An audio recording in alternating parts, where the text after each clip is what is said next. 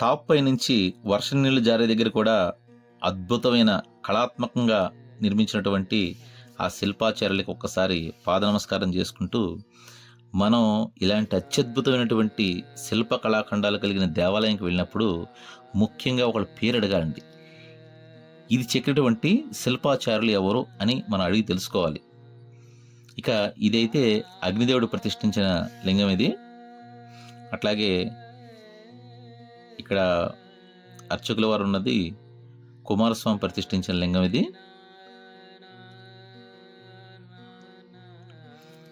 ఈ యొక్క శ్రీముఖ లింగానికి ఒక గొప్ప విశిష్టత ఉంది.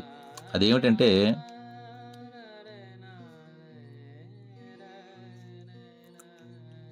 కాశీలో శివలింగం, గంగలో స్నానం, శ్రీశైలంలో శిఖరం, అట్లాగే శ్రీముఖలింగంలో శివుని ముఖం. ముఖం కలిగినటువంటి లింగం ఈ యొక్క శ్రీముఖలింగం. ఈ నాలుగిట్లో ఏది చూసినా సరే మోక్షం పొందుతారని చెప్పేసి మన పూర్వీకులు చెప్తున్నారు. చూశారు కదా, శివలింగంపై అభిషేకం చేసిన జలాలు బయటికి వచ్చేటప్పుడు ఒక గంధర్వుని చెక్కి అవి బయటికి వచ్చే దగ్గర ఆయన పూర్ణకుంభంతో ఉంపినట్టుగా ఉంటుంది. ఎంతో గొప్పగా ఆలోచించిన ఆ శిల్పులకి మరొక్కసారి నమస్కారం చేసి మరి మిగిలిన విషయాలు కూడా చూద్దాం. ప్రత్యేకంగా ఆ శిల్ప కళాఖండాలనే ఫోటోలు తీసుకుంటూ ఎంతో సంతోషాన్ని పొందుతూ, మరి వారి ఇంటి దగ్గర వాళ్ళకు కూడా ఈ యొక్క కళాత్మకత చూపించే ప్రయత్నం అయితే వచ్చిన వాళ్ళందరూ కూడా వాళ్ళ కెమెరాలో బంధించి చేస్తూ ఉంటారు. ఇప్పుడిప్పుడే మనం బాగా ప్రాచుర్యంలోకి వచ్చింది వారాహి అమ్మవారు. మరి పూర్వకాలం నుంచి ఉన్నటువంటి వారాహి పార్వతి అమ్మవారు ఉన్న దేవస్థానం ఈ యొక్క శ్రీముఖలింగం.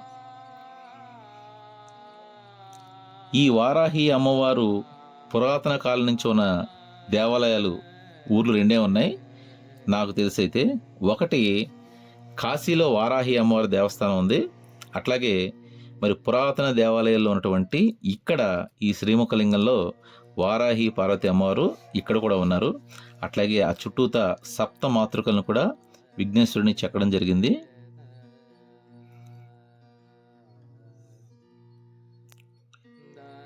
కాశీలో లింగం, గంగలో స్నానం, శ్రీశైలంలో శిఖరం, శ్రీముఖలింగంలో ముఖం.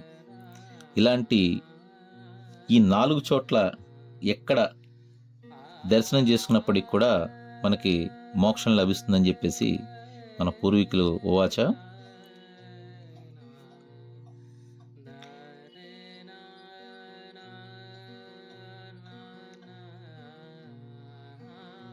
ఈ యొక్క దేవాలయ చరిత్ర, పురాణ చరిత్ర అంతా కూడా మనకు లోపల పురోహితుల వారు చెప్తారు. ఇక్కడ యక్షుడైనటువంటి కుబేరుడు ప్రతిష్ఠించిన శివలింగం కూడా ఇక్కడ ఉంటుంది. ఇప్పుడు మనం లోపలికి వెళ్ళి లోపల విశేషాలు కూడా ఒకసారి తెలుసుకుందాం.